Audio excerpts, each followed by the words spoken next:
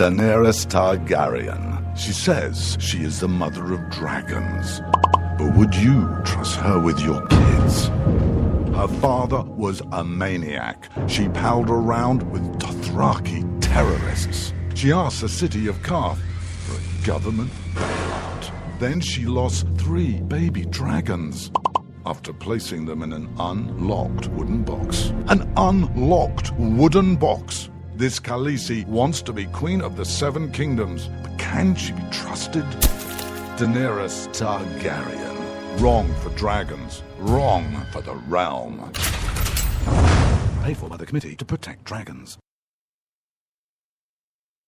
We don't know anything about him. He was never really vetted. Is he really the true-born son of Robert Baratheon? All over the 7 kingdoms, people are asking the same question. Who is the real King Joffrey? The people of Westeros are hurting. Winter is coming. Crop yields are falling, and the price of fuel is going up. The cost of peat moss is through the thatched roof. And this young and inexperienced king takes advice from a whoremongering imp and has launched an illegal war in the north. What is King Joffrey hiding? This is not our kind of family values. King Joffrey. What a bastard. What a bastard. Paid for by the young Baratheons for freedom.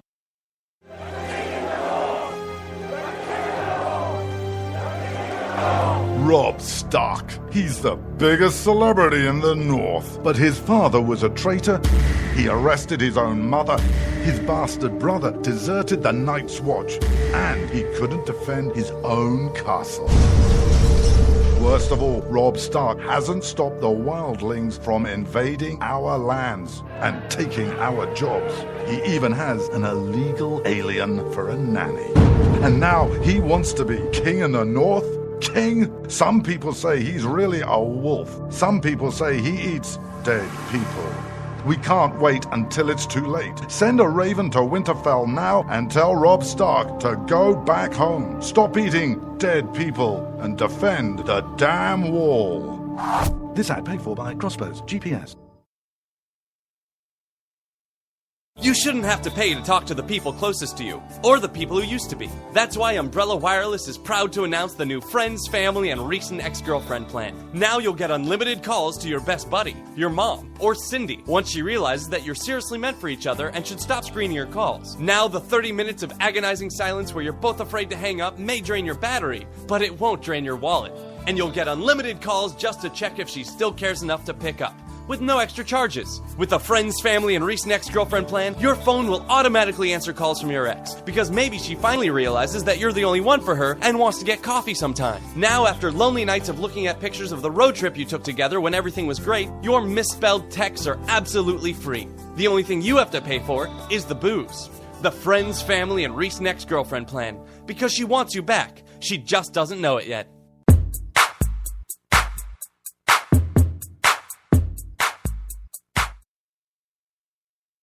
When you can't find anything to watch on cable, you get bored. When you get bored, you listen to radio cooking shows. When you listen to radio cooking shows, you invite a friend over for dinner. When you invite a friend over for dinner, you use twice as many beans.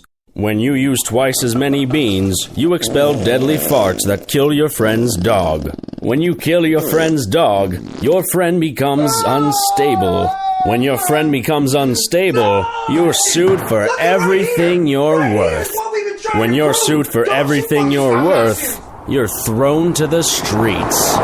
When you're thrown to the streets, you devote your life to world domination. When you devote your life to world domination, you become an evil fascist overlord. When you become an evil fascist overlord, old friends plot their revenge. When old friends plot their revenge, you are shot in the back of the head. And when you're shot in the back of the head, you miss your jazzercise appointment. Don't miss your jazzercise appointment. Upgrade to Indirect TV. Go online or call 1-800-ERECT-TV.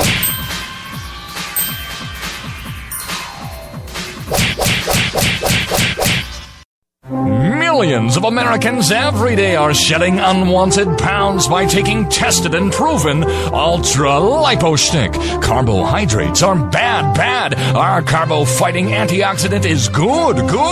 Just listen to these satisfied customers. My name is Gail, and I lost like 20 pounds on Ultra Lipo Stick. My name is Jared, and I lost 46 pounds using Ultra Lipo Stick. My name is Zach, and I actually gained weight. This stuff sucks! Ultra Lipo Stick is safe and easy to inject. Just 3 doses 4 times a day discreetly underneath your fingernail. Listen to this. I used Ultra Lipo Stick and suffered from side effects like uncontrollable greasy discharge.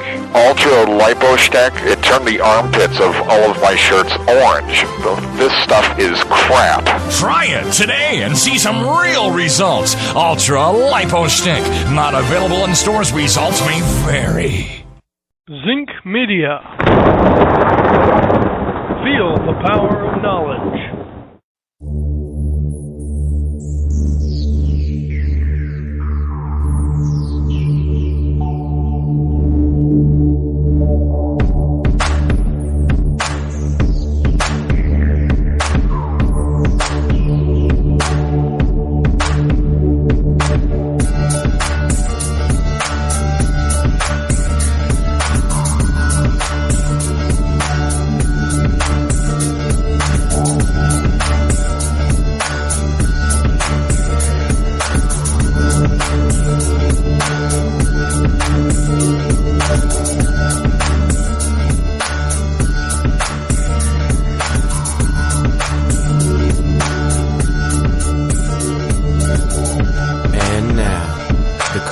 Most politically incorrect black man on the planet, Rod Eccles.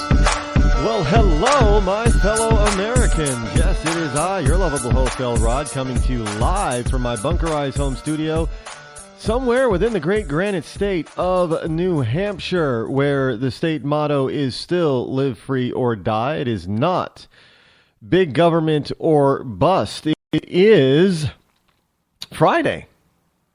It is now Friday, gang. Friday, May the 22nd in the year of our Lord, 2015. The number that you can call this evening is toll-free at 603-835-3224. One of the interesting things about today being Friday is that it is Friday, but it's May the 15th. And one of the interesting things about it being May the 15th is that today a family member has a birthday. My sister's birthday is today. And so I would like to wish her a very happy birthday on the air. I'm not going to, a gentleman never reveals a lady's age. So if you want to know how old she is, you're going to have to ask her yourself. Although I don't think she's going to be too embarrassed to tell you, but still, I'm not going to tell you. In any case, it is Friday.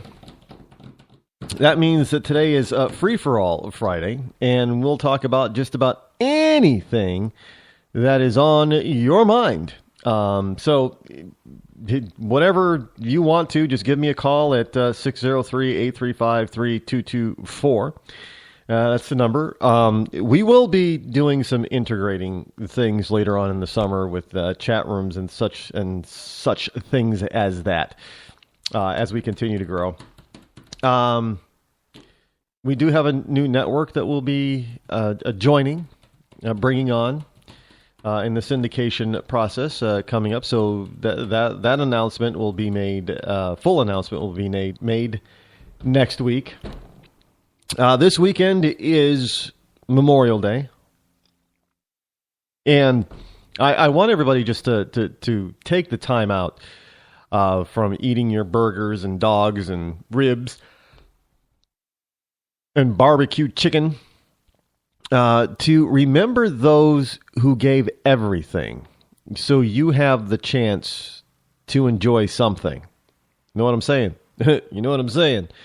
Yeah, it's a time to reflect and to remember and to give thanks to those who gave the ultimate price.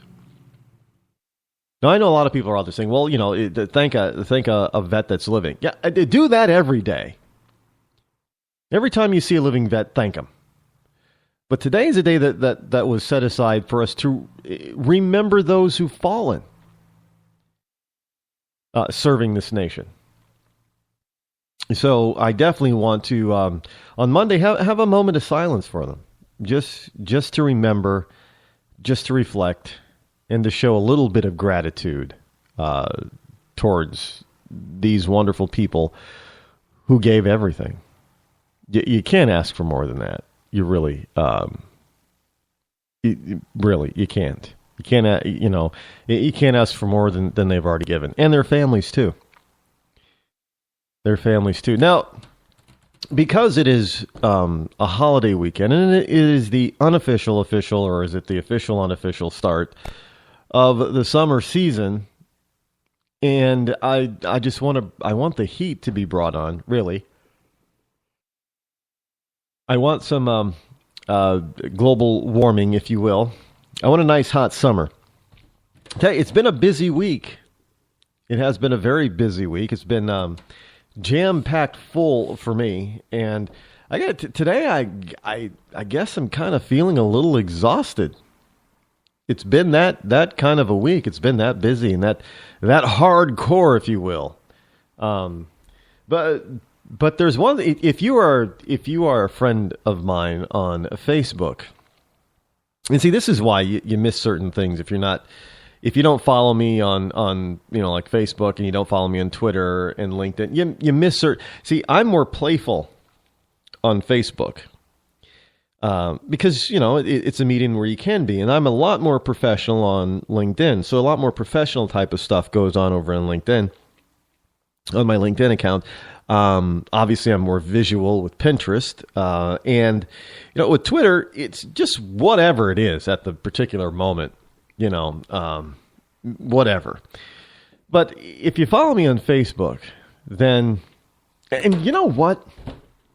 I got one of my businesses had a MySpace account long ago.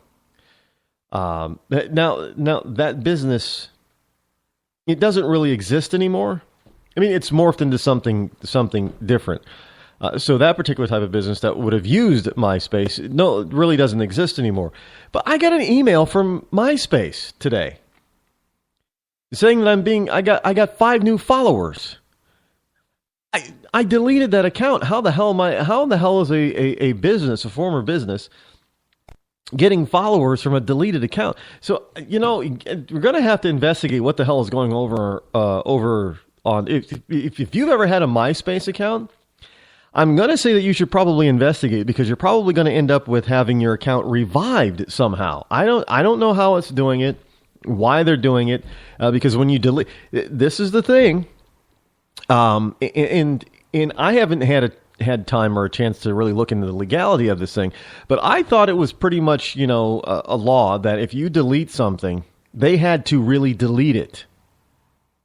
It had to be. There was no way for it to be revived, and they often tell you, well, if you delete this, you can't bring this, your account back. Facebook tells you that all the time. If you delete this, you won't be able to bring it back. Well, if they're bringing it back years later, yeah, I would assume that they have a way of doing it. So I don't know the legality of this, but it's kind of scary when you try to.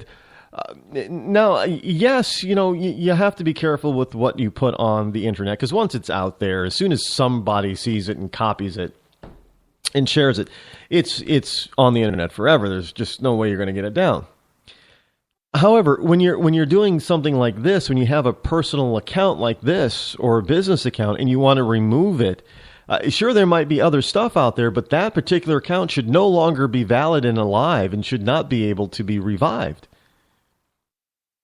Even in a cache setting, it should be just totally eliminated. So I don't know the full legality behind that, but I guess I'll have to find out, because you don't. How can one control, their proprietary stuff if they can't control it? If somebody else is just going to be able to have it and reload it or what have you. And if, I can't remember the last time I did 2006, 7, maybe 2009. I think was the last time I used MySpace. Wait, 5-6 years later? It's being now. Now, I don't know who owns it now. I have not been keeping track, but at last I knew it was Justin Timberlake and a couple of his siblings had bought it, and they were working on it and trying to make it work. I don't know if that's still the case, but if it is, Justin, you got some splaining to do. Just saying.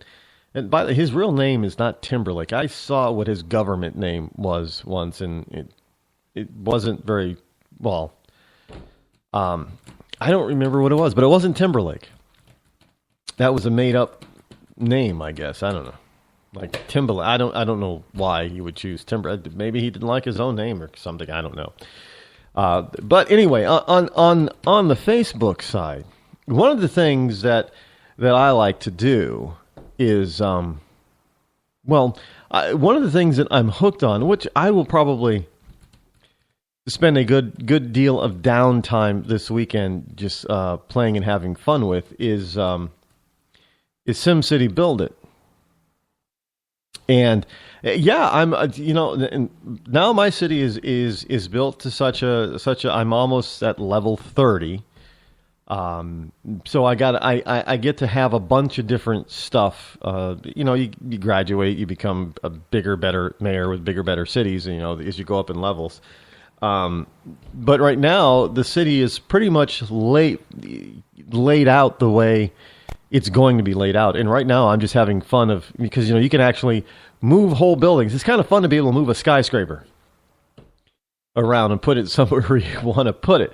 Obviously, you cannot do that in real life. At least we can't do that yet. I don't know. Maybe someday in Star Trek time, with a gravity tractor beam, they'll be able to lift an entire building off its foundation and then plant it someplace else. But at this particular juncture, buildings that we can move are much smaller, not the size of skyscrapers. Of 50, 60, 80, 100 stories tall. But anyway, so now I'm just moving things around, trying to make my city look perfect. And I got to admit, it's starting to look really cool. And of course, there's rules and stuff that you have to abide by or follow as long as, for, fire and police coverage and education and parks and recreation and all that kind of stuff. So, they only cover so much ground, if you will. So I'm trying to make things as efficient as possible, but as pretty as possible. I have probably more parks than the average mayor, because you're a mayor of Build It. Because I just like the way I'm just playing with it and having fun, and it's addicting. And you're not really competing with who are you going to compete with? There's millions of people playing this thing. And, you start off small and you keep building. Now, the one thing I always have trouble with isn't the money. You don't get to control your taxes like you do in the old SimCity. But it is what it is, I guess. But you don't get to control the taxes. So the taxes are whatever they are. So you get more tax money by increasing your population. And that's something that real politicians should take note of. If you want to have more tax money, then you probably should think about how to increase the population of your particular area, and 2, increasing business, and 3, helping folks increase their income. Not by demanding that there be a minimum wage of $15 per hour. That's a pain in the butt and a waste of time, and it isn't going to work. In fact, there's something here about that people are going to be. Warren Buffett the third wealthiest man that was listed on Forbes 400 as the third wealthiest man on the planet. I think he's behind Bill Gates, and Bill Gates is behind, I forget his name, the guy from Mexico. Evidently, he's surpassed Bill as being the wealthiest. I don't keep track of that kind of stuff because it's really it's irrelevant. Everybody likes to keep score, though. I'm number one. Oh, darn, now I'm number two.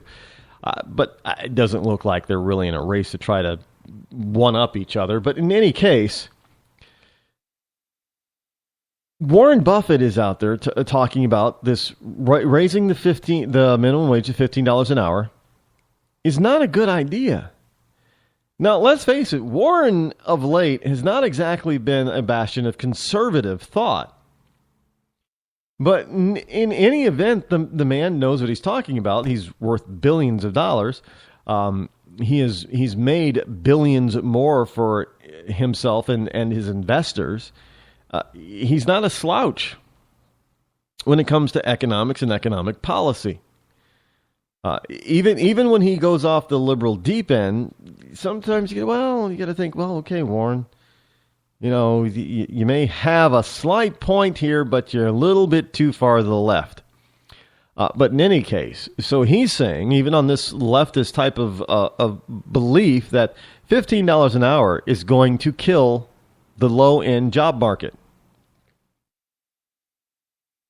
People are going to get fired, laid off. Businesses are going to close because they're not going to be able to afford the increase, and they're not going to be able to stay competitive. And, with some states trying to push this notion, you can't shut down, give less than 24 hours notice or something. You got to get, and you're going to, they're going to have to get rid of people now in order to be able to afford to even close if they want to close, because they know they're not going to be able to make it. So this whole notion of the $15 an hour minimum wage is already being poo-pooed by numerous people who know better, who know the market, and who fully understand what is going to happen if it were approved nationally. It is what it is. But the big news, of course, is I'll talk about this a little bit more later in the program. Is the document dump for Hillary's email server and the Benghazi crap that's there. And why these people are why the media is so, why are people just so enamored with this woman? I can't, we'll talk about that. Plus, there's a new doctor out there. And, I didn't take it seriously, but I got to admit, I heard it on Rush, and then I saw it come across my news feed. And I'm thinking, what kind of crackpot crap is this? And it turns up that there's this, they're calling him the Wi-Fi doctor. He's a Dr. David Carpenter. And he's with the Institute for Health and the Environment. Right there, that tells you he's a total wacko. But he's a medical doctor. And in order to keep people medicated and to keep government in our lives and to keep government's encroachment in our lives growing, and to be able to tell people how to live their lives, they've come up with a new illness, and it's something that's it's something that we have come to know, understand, get used to, don't feel, don't see, does not affect us in any way, and that's Wi-Fi signals.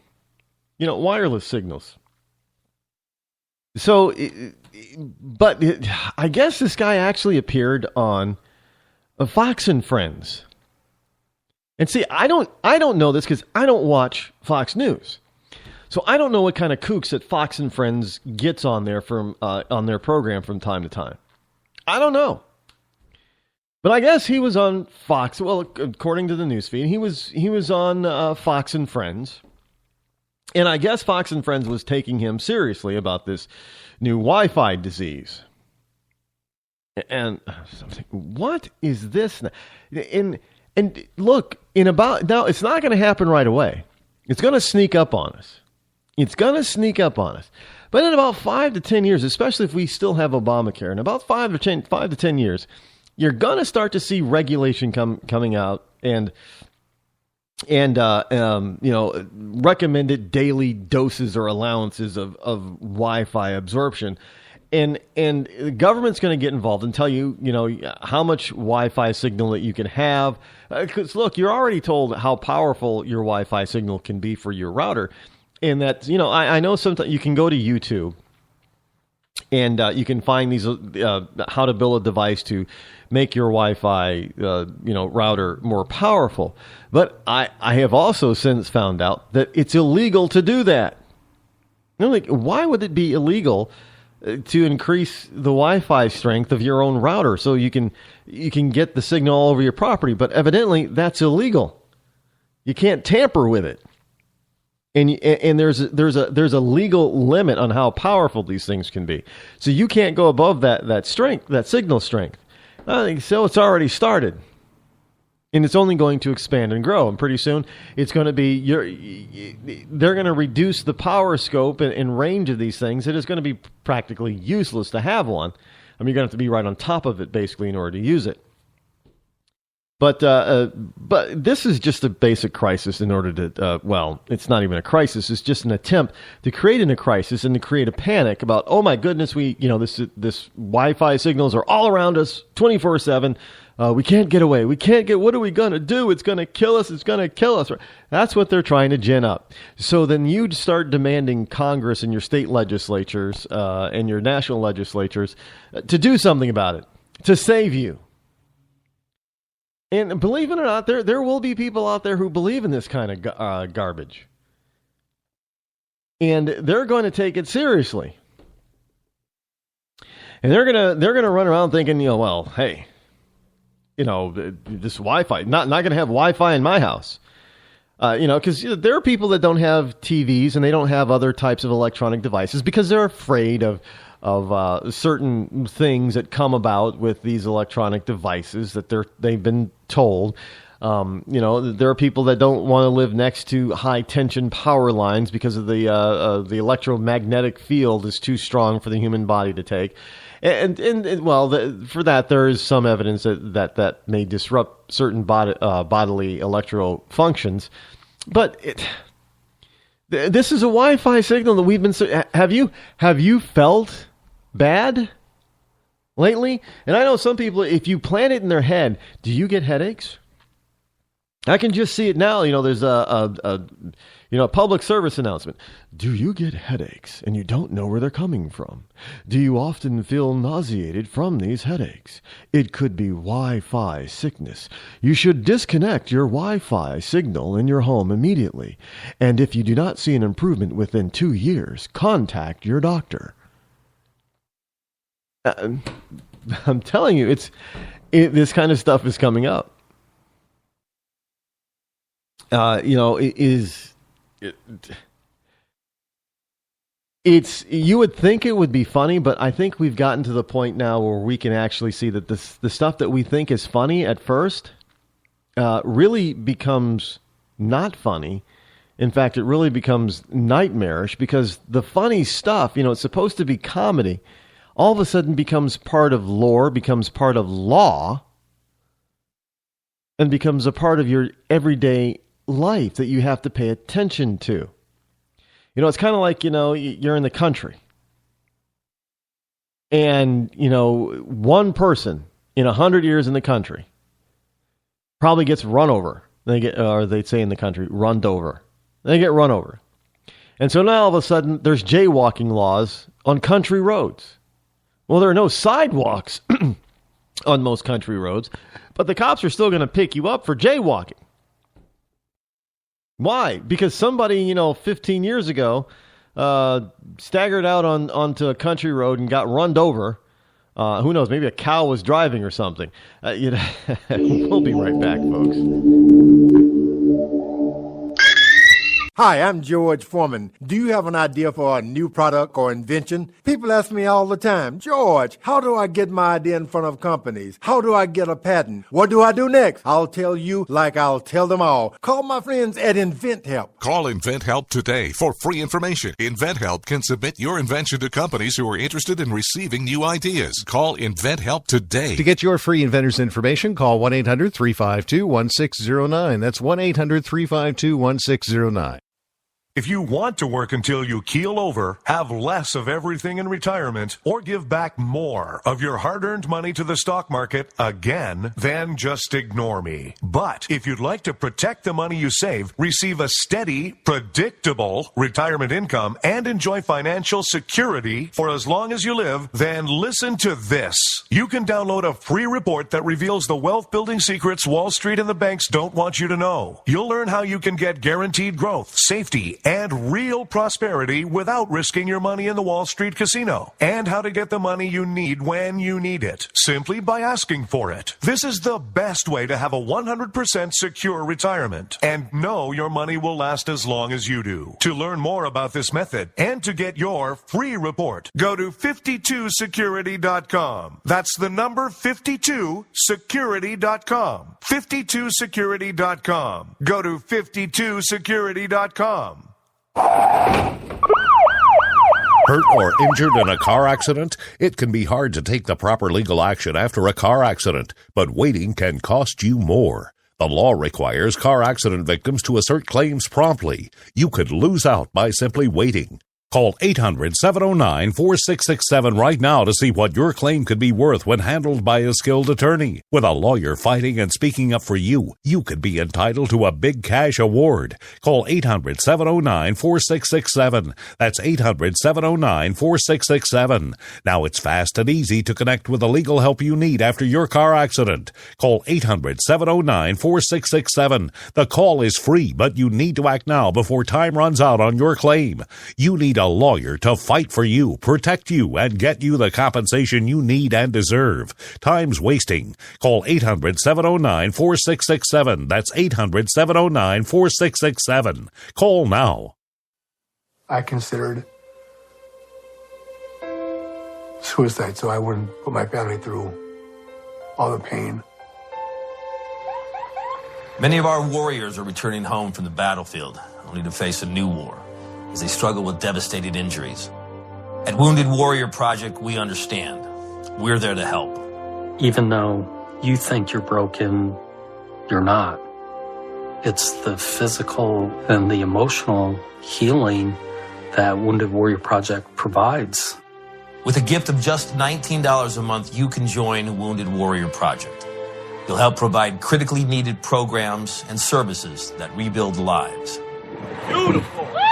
There you go, buddy. The ongoing needs of our wounded and their families will continue for many years to come. Now is the time to show your support. Call now or go online with your gift of just $19 a month and we'll send you this Wounded Warrior Project blanket. It made me feel that there's people out there that care about us. After this event, we can finally maybe start to heal as a family and move forward. We need your help. The families are hurting. For many of our wounded heroes, the greatest casualty is being forgotten. That's why your gift of just $19 a month is so important. Please, call or go online right now. You shouldn't have to pay to talk to the people closest to you, or the people who used to be. That's why Umbrella Wireless is proud to announce the new Friends, Family, and Recent Ex-Girlfriend plan. Now you'll get unlimited calls to your best buddy, your mom, or Cindy, once she realizes that you're seriously meant for each other and should stop screening your calls. Now the 30 minutes of agonizing silence where you're both afraid to hang up may drain your battery, but it won't drain your wallet. And you'll get unlimited calls just to check if she still cares enough to pick up, with no extra charges. With the Friends, Family, and Recent Ex-Girlfriend plan, your phone will automatically answer calls from your ex, because maybe she finally realizes that you're the only one for her and wants to get coffee sometime. Now, after lonely nights of looking at pictures of the road trip you took together when everything was great, your misspelled texts are absolutely free. The only thing you have to pay for is the booze. The Friends, Family, and Recent Ex-Girlfriend plan, because she wants you back, She just doesn't know it yet.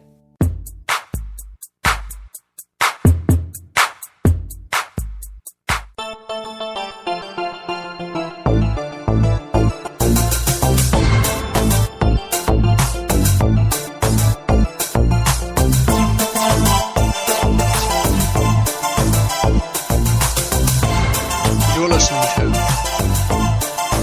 The Rod Eccles Show.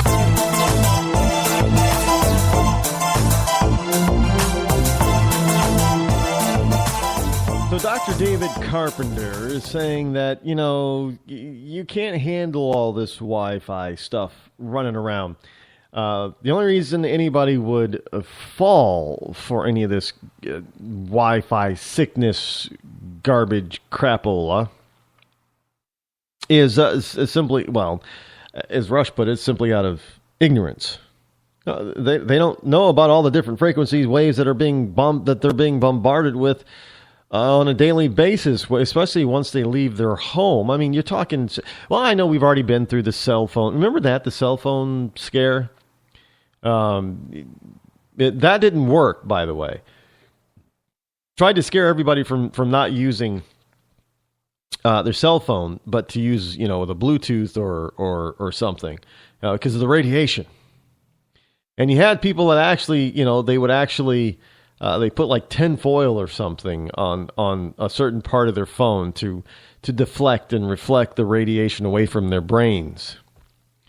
And I remember one person, finally, some sensible person said, you know what? Even if cell phone could cause brain tumors or brain cancer, it would take a prolonged exposure, because the amount is so little. It would take a prolonged exposure over many moons, many years, in order for this to happen. And the very fact that most people barely talk on their cell phone now, because it's mostly because the cell phones are usually smartphones. And they use it more for texting and, scrolling through data, emailing, getting online, checking Facebook and Instagram and other such things. So these phones are not often used for actual calling, making actual calls. So that didn't scare people away from using them like they thought it would, because they were thinking there would be a run on headsets and such, and there wasn't. People weren't falling for that. But it's a different era now. We're looking at different people, that are bringing this type of thing forward. And you know what? He looks like a kook. The Dr. David Carpenter. He looks like a kook. I'm sorry, he does. Take it for what it's worth. Wi-Fi sickness. A new sickness in town. It's Wi-Fi sickness, so you better be prepared. Who knows, you might get quarantined for having it. Obama administration releases 2,300 regulations before Memorial Day weekend. Yeah. Gonna need you to come in on Saturday and on Sunday so we can figure out how all this works. The Obama administration, this is actually from Newsmax. The Obama administration released its spring regulatory agenda. Regulatory agenda. Doesn't that scare you a little bit, that an administration would have a regulatory agenda? Agenda never really sounds good in my book. They have an agenda. An agenda is not positive. The Obama administration released its spring regulatory agenda today, including its costliest regulation to date. Just, of course, as Americans are getting ready to celebrate the long Memorial Day weekend, otherwise known as the unofficial official start of the summer season. The spring 2015 Unified Agenda and Regulatory Plan It has such an official sounding name, doesn't it? The Spring 2015 Unified Agenda and Regulatory Plan includes more than 2,300 new regulations in a variety of phases and also includes the administration's plans for implementing the various regulations going forward, so says the Daily Caller. Speaking of regulations, got another story here about government. We'll get back to the regulations in just a second. This is Kooksville big time. And, the people are talking about the NSA snooping program. Well, did you know that they haven't, the FBI is admitting that no case has been cracked over this NSA snooping thing? Nothing. No domestic case. Nothing. So it's kind of like the TSA. The TSA has done all kinds of nasty things to American people, and they haven't prevented one single hijacking. They haven't. I guess they just have to make their jobs appear to be necessary. Now, but the TSA has also done something else. Remember those? I know that all the hoopla has died down from these things, but remember the naked body scanners. The ones where you go and you stand, you hold your hands up. In a like you're, put your hands up. Okay. So you got to hold your hands up. And folks, that wasn't necessary, by the way. That was done on purpose. It has come to my attention that holding your hands up like that was not necessary, but it was meant to put you in a prostrated position, because what happens when you put your hand, you're surrendering when you put your hands up.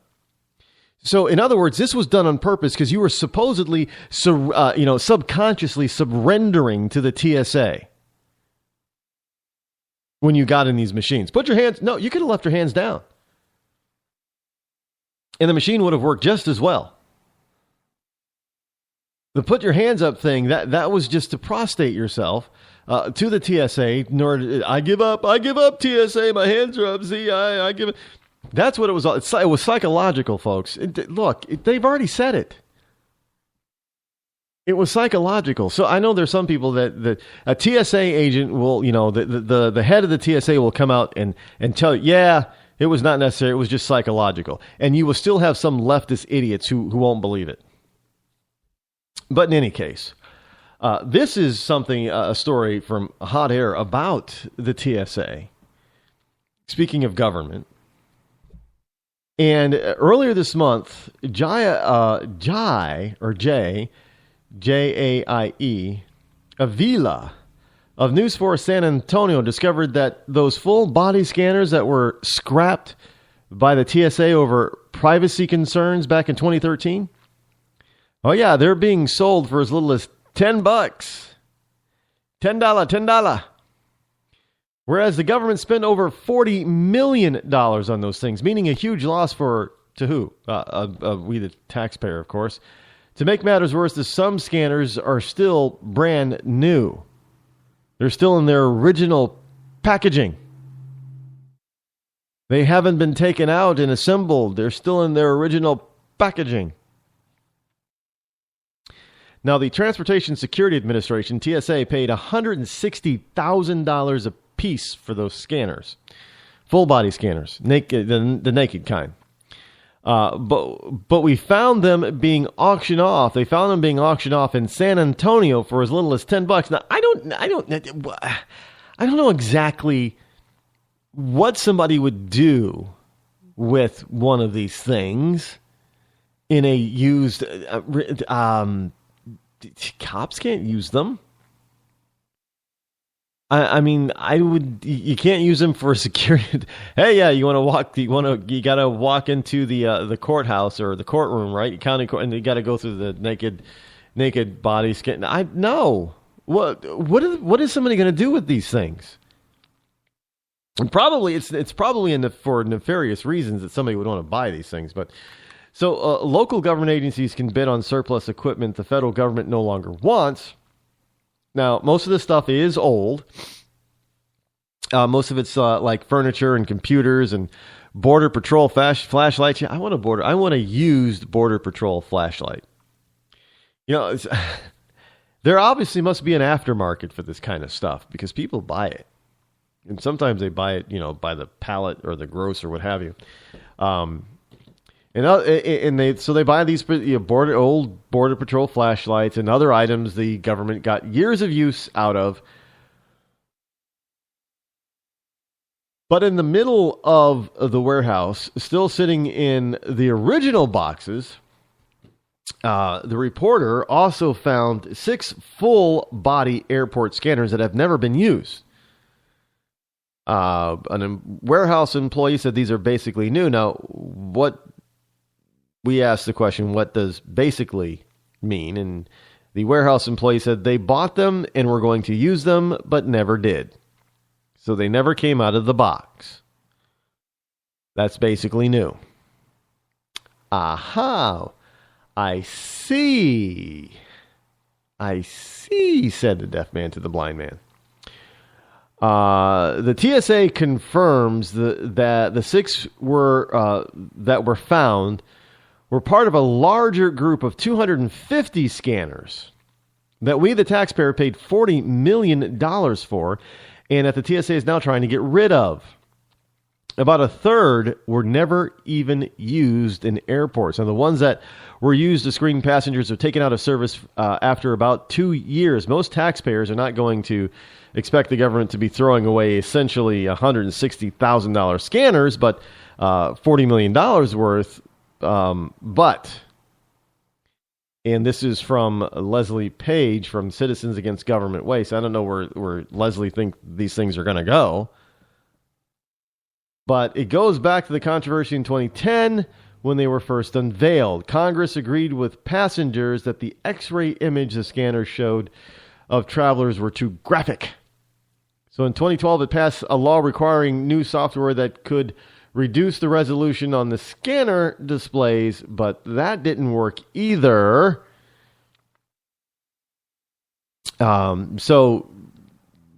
Because the company that manufactured Rapiscan was unable to modify the software, so the TSA scrapped all 250 and had to pay even more taxpayer money to replace them all.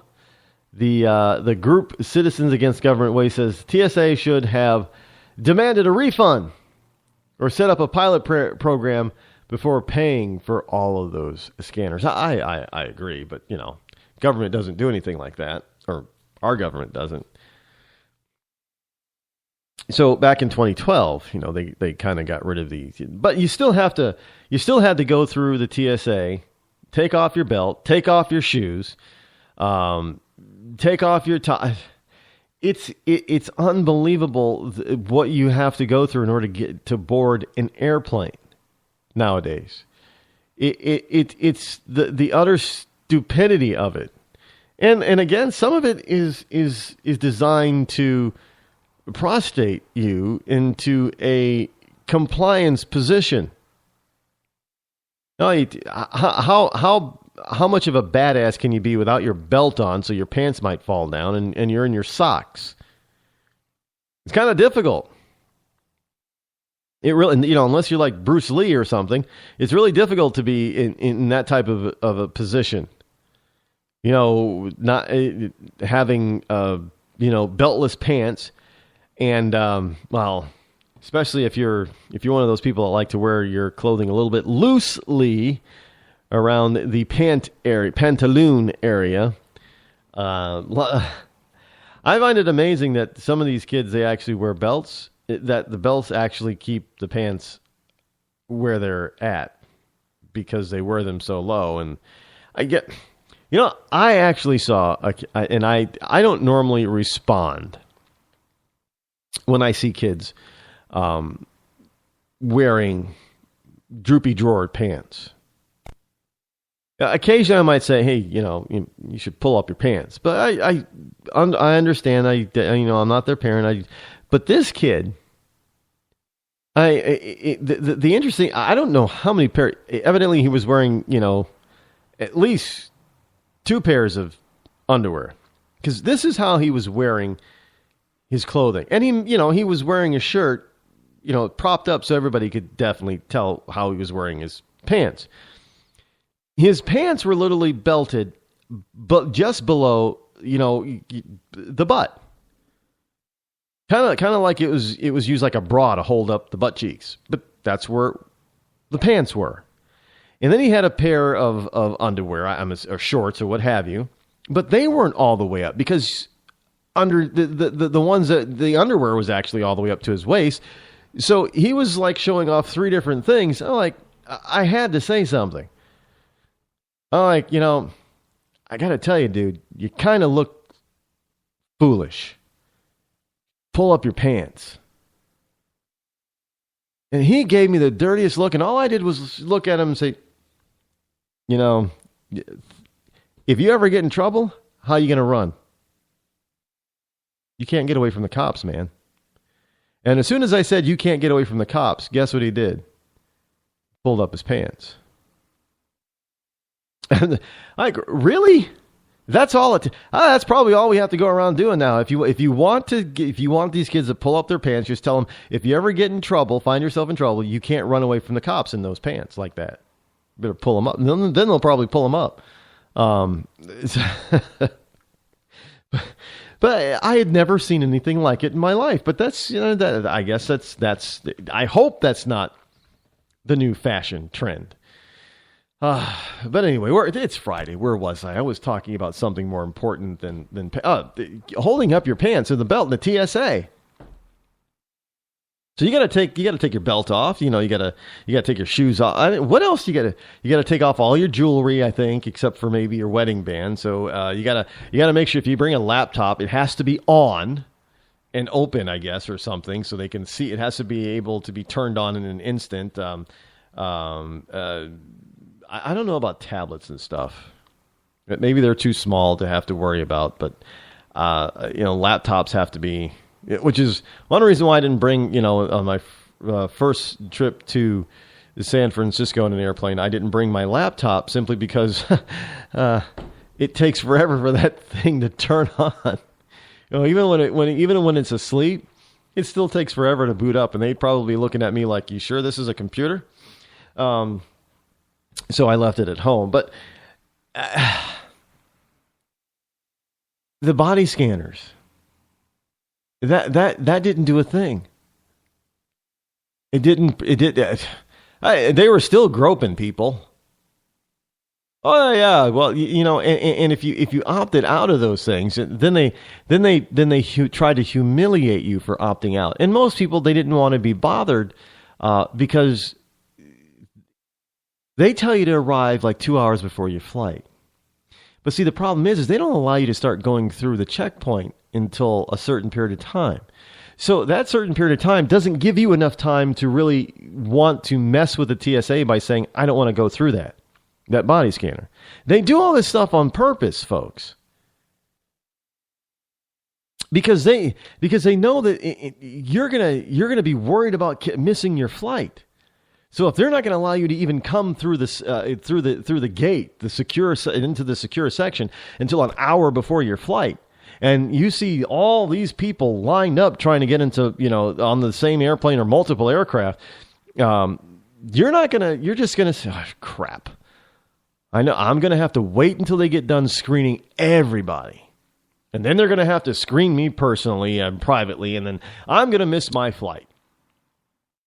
So they do it all on purpose, and it isn't catching anybody. It didn't catch anybody. It didn't.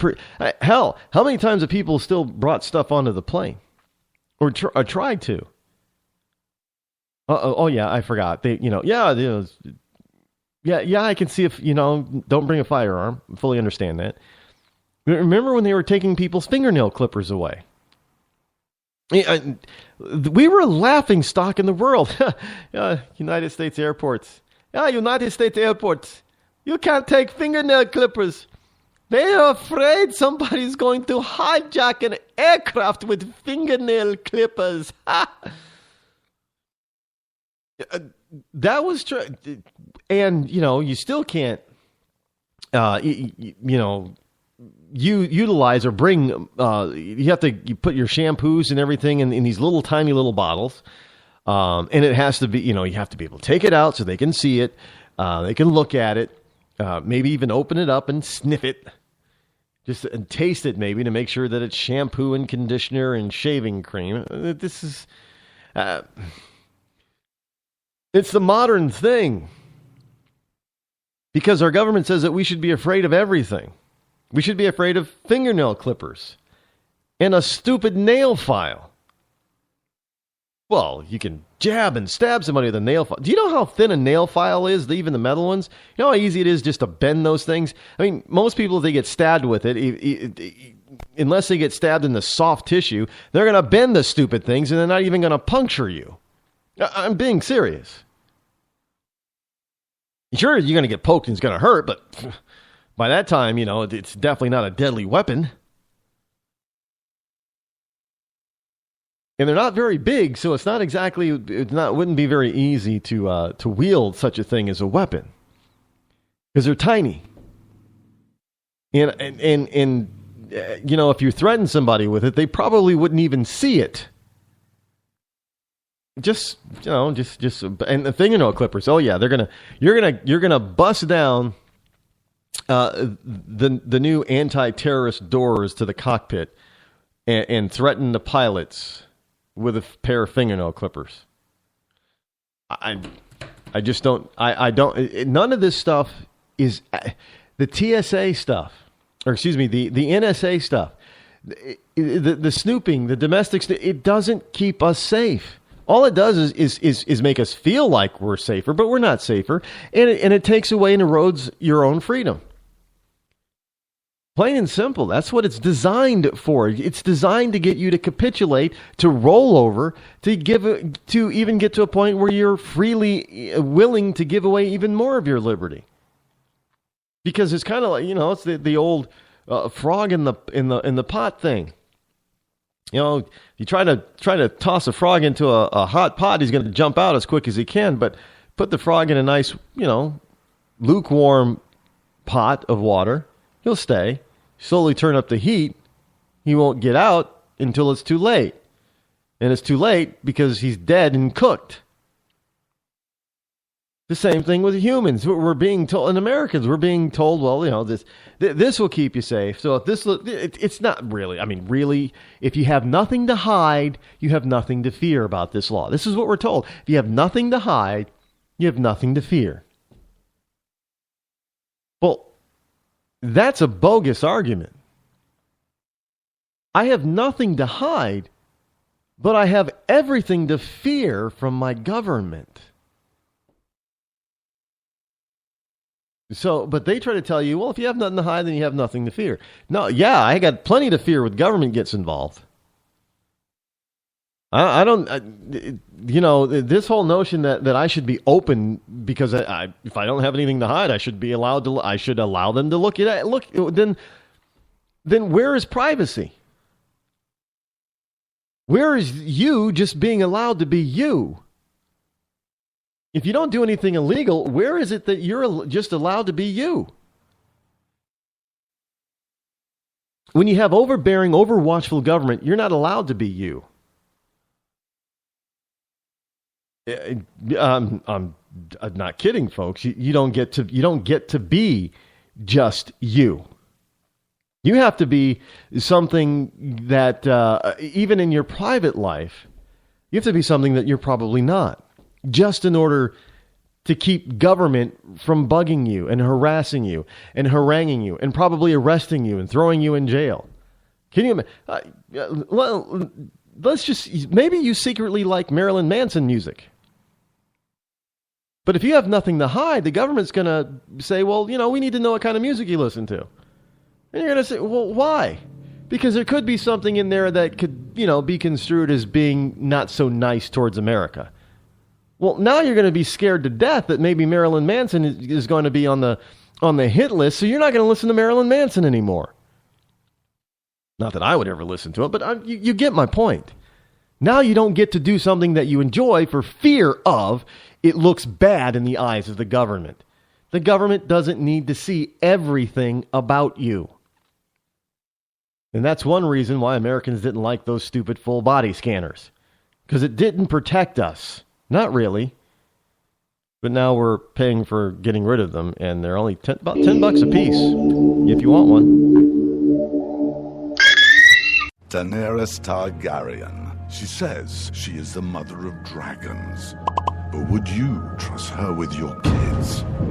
Her father was a maniac. She palled around with Dothraki terrorists. She asked the city of Karth for a government bailout. Then she lost 3 baby dragons after placing them in an unlocked wooden box. An unlocked wooden box. This Khaleesi wants to be queen of the 7 kingdoms, but can she be trusted?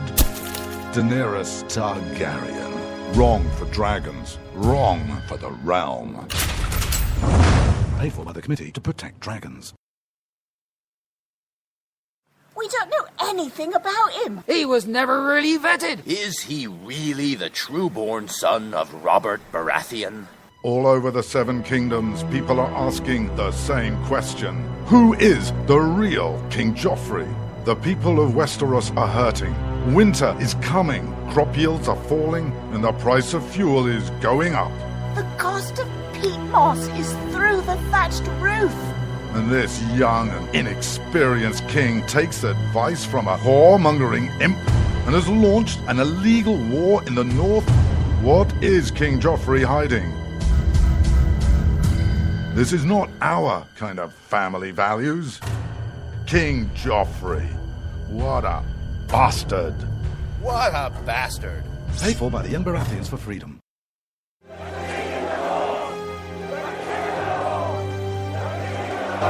Robb Stark. He's the biggest celebrity in the North. But his father was a traitor. He arrested his own mother. His bastard brother deserted the Night's Watch. And he couldn't defend his own castle. Worst of all, Robb Stark hasn't stopped the wildlings from invading our lands and taking our jobs. He even has an illegal alien for a nanny.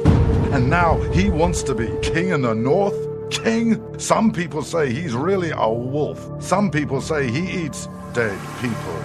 We can't wait until it's too late. Send a raven to Winterfell now and tell Robb Stark to go back home. Stop eating dead people and defend the damn wall. This ad paid for by Crossbows GPS.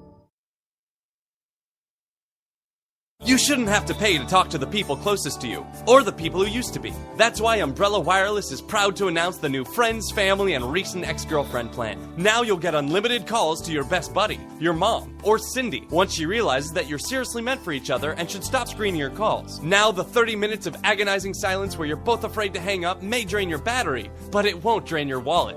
And you'll get unlimited calls just to check if she still cares enough to pick up, with no extra charges. With the Friends, Family, and Recent Ex-Girlfriend plan, your phone will automatically answer calls from your ex, because maybe she finally realizes that you're the only one for her and wants to get coffee sometime. Now, after lonely nights of looking at pictures of the road trip you took together when everything was great, your misspelled texts are absolutely free. The only thing you have to pay for is the booze.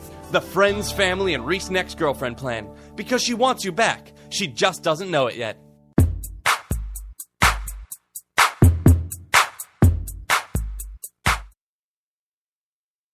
When you can't find anything to watch on cable, you get bored. When you get bored, you listen to radio cooking shows. When you listen to radio cooking shows, you invite a friend over for dinner. When you invite a friend over for dinner, you use twice as many beans. When you use twice as many beans, you expel deadly farts that kill your friend's dog. When you kill your friend's dog, your friend becomes unstable. When your friend becomes unstable, you're sued for everything you're worth. When you're sued for everything you're worth, you're thrown to the streets. When you're thrown to the streets, you devote your life to world domination. When you devote your life to world domination, you become an evil fascist overlord. When you become an evil fascist overlord, old friends plot their revenge. When old friends plot their revenge, you are shot in the back of the head. And when you're shot in the back of the head, you miss your jazzercise appointment. Don't miss your jazzercise appointment. Upgrade to Indirect TV. Go online or call 1-800-ERECT-TV.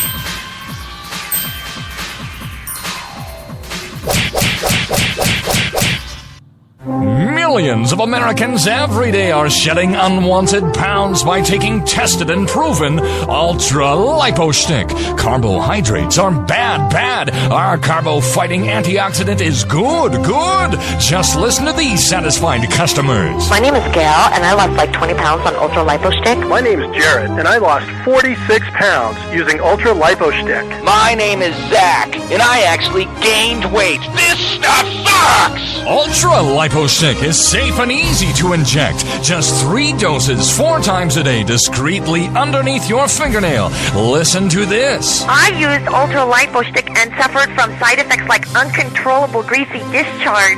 Ultra Lipo Stick, it turned the armpits of all of my shirts orange. This stuff is crap. Try it today and see some real results. Ultra Lipo Stick. Not available in stores. Results may vary. Zinc Media. Feel the power of knowledge.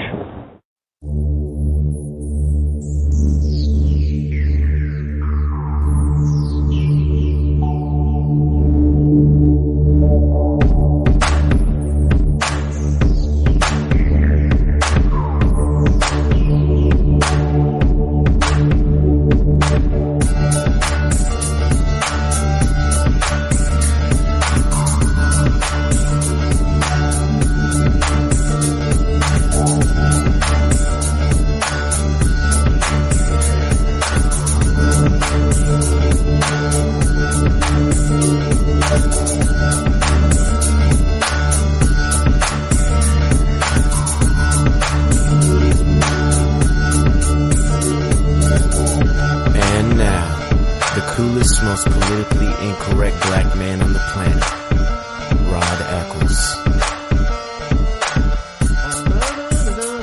Hello, my fellow Americans. It is I, your lovable host, El Rod, coming to you live from my bunkerized home studio somewhere within the great granite state of New Hampshire, where the state motto is still live free or die. It is not big government or bust.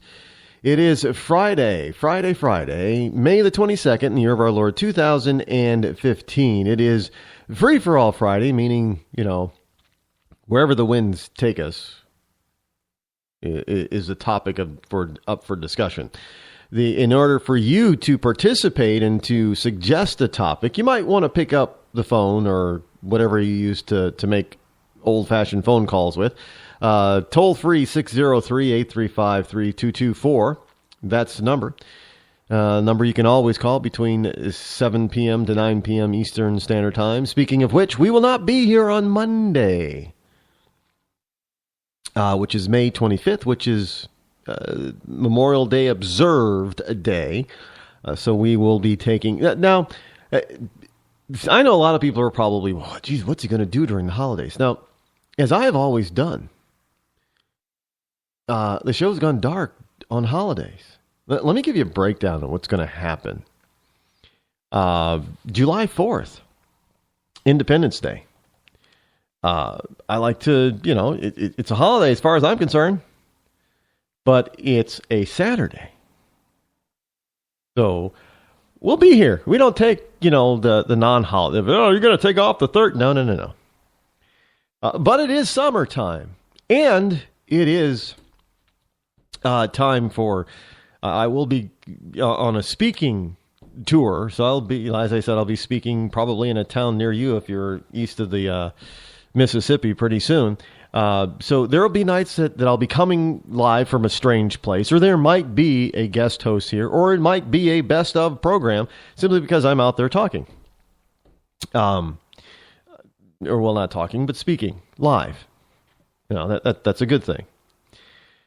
But as we get into the season, there aren't any other holidays that we really have to worry about between now and Labor Day. Now, I do believe that Labor Day is Monday. Let's look at the calendar here. Let's pull it up. Monday, September 7th. Well, if that's Labor Day, Won't be here. Won't be a show. Because you get out there and enjoy your freedom and be with your family. And you're probably saying, well, what about what about Halloween? All Hallows Eve. No. However, when it comes to Thanksgiving, we will be dark. There will be a bus. We'll be dark it won't be dark for a week. But here's the plan for that time frame. It is planned that we will have 3 best of shows, Monday through Wednesday. And that Thursday and Friday will most likely be dark because everybody's going to be with their families. Who's going to be, you shouldn't be spending time listening to the radio. There isn't really much happening on Thanksgiving Friday, if you will. And, of course, Christmas. Well, for Christmas, it's kind of like we're on school vacation. We take from Christmas Eve off. In other words, December 23rd. We go right up to December 23rd. And we don't come back until that first Monday after New Year's. So in this particular case, New Year's Day is on a Friday. So we'll be back Monday, January the 4th, 2016. So we'll be off between, once we get off the air on Wednesday, December 23rd, going all the way there. So I'm just giving you a heads up of what's happening up to that point. Now, I know some people are saying, well, you should just have, you shouldn't do that, Rod. You should probably have, best of shows. And yeah, there will probably be a bunch of best of shows being played. Because, one of the things that I've always found kind of annoying when you're tuning into some of the big guys is that they have the guest hosts.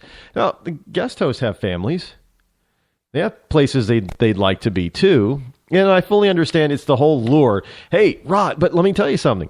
If Rush Limbaugh or Sean Hannity said, can you be live?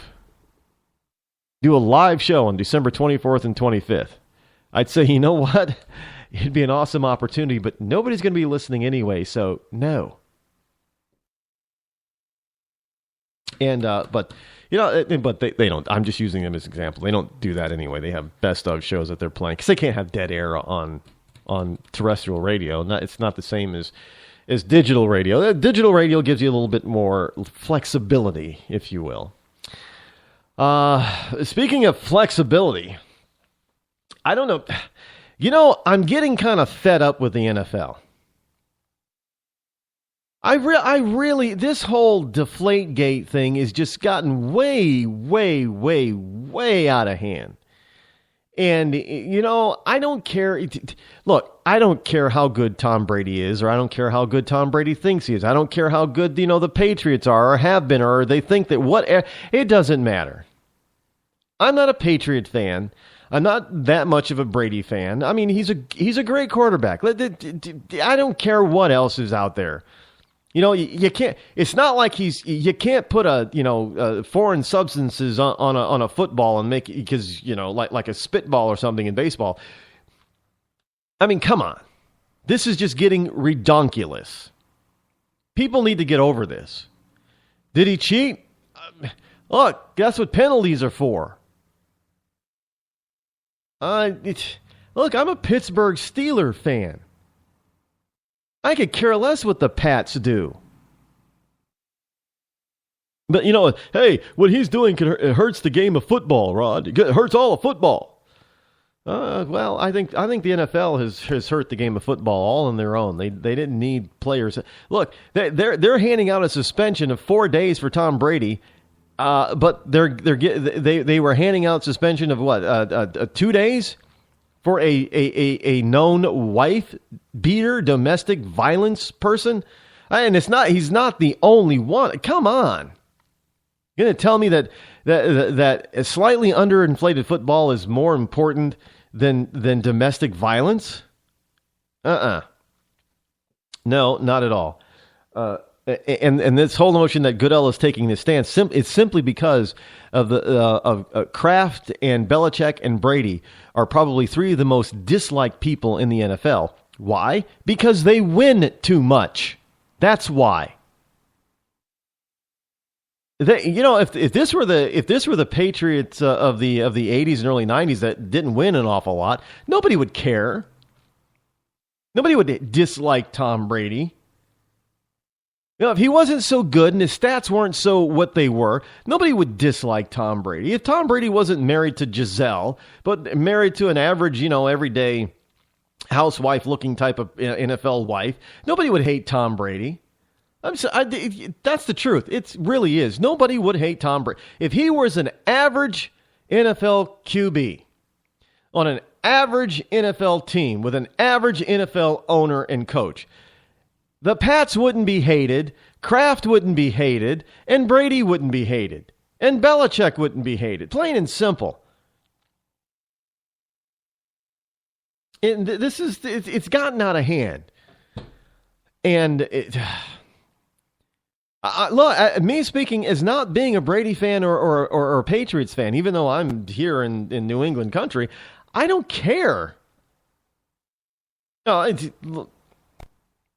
Look, I don't really follow professional baseball, but when I did, I was a Yankees fan. I tell people that. They go, how could you? Like, because I like the Yankees. Well, man, this is Red Sox country. Yeah, Red Sox sucks. Who cares? It's just a freaking game. And if somebody thinks that they want to literally punch me, I'm going to beat them over the head with a bat. It's just a freaking game, folks. It's entertainment. I don't know why people take this all so serious. This is like life, Rod. No, it is nothing like life. Hey, for crying out loud. You're more worried about Tom Brady and whether or not he slightly deflated a few footballs. But, the real stuff that really counts, like serious politics and what's going on in the Middle East and the taxes that are being taken out of your pocket every day, that's not real life to you, is it? What Tom Brady can and cannot do, or whether or not he's suspended for 4, 5, 1 whole season, doesn't matter. You're all up in arms about it. Hey, come on. It's a freaking game. One that I enjoy watching, one that I thoroughly enjoyed playing back in my day. But that's just, it's a game. I played a game. I mean, I know there's a lot of money involved in professional sports, but it's still a freaking game. You people need to get over this stuff, and you need to get over it fast. There's a lot more important stuff to worry about and be concerned about and have long hours worth of discussions over other than Deflategate. So, if I were Brady, Brady's probably, arguably one of the biggest draws in the NFL. If I were Brady, I'd just say, you know what? My legacy's set. I've already made $1 gazillion. I have a beautiful wife and a beautiful family and a beautiful home out in California. I quit. Go screw yourselves. After all of this kind of attention, I would. I'm done. I've got 3 or 4 Super Bowl rings. I've got a bunch of endorsements. I got this. I got that. I got money up the wall. I don't need this anymore. I'm 38, 39 years old. I'm past my prime anyway. I'm done. Bye. Let it go at that. Well, if he does that, he'll never make it to the Hall of Fame. Who the freak cares about the Hall of Fame? Really, it's another political crapshoot anyway. Hey, if you're not gonna be measured by your on-court or on-field antics, then screw the Hall of Fame. It's kind of like the same thing with Pete Rose. Well, Pete Rose, man, he just took away. Pete Rose didn't take away from the game at all. He was one of the best players that ever played baseball, but he's never going to be in the Hall of Fame because he admitted to gambling off the field and never on his own team. So, screw the Hall of Fame. There's more important things to talk about. Yeah, so, well, hey, Rod, geez, why don't you tell us how you really feel? Well, and the only reason I'm bringing it up now is because it's Free for All Friday, so we can just talk about anything. But here's something for you. Speaking of NFL, Remember that guy by the name of Michael Sam?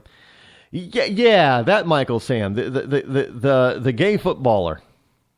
You know, the one that came out of the closet because he thought coming out of the closet would give him a better chance of signing on to an NFL team because evidently, even though in college he was, all that, in the NFL, they didn't think of him as being all that, whether he was gay or straight.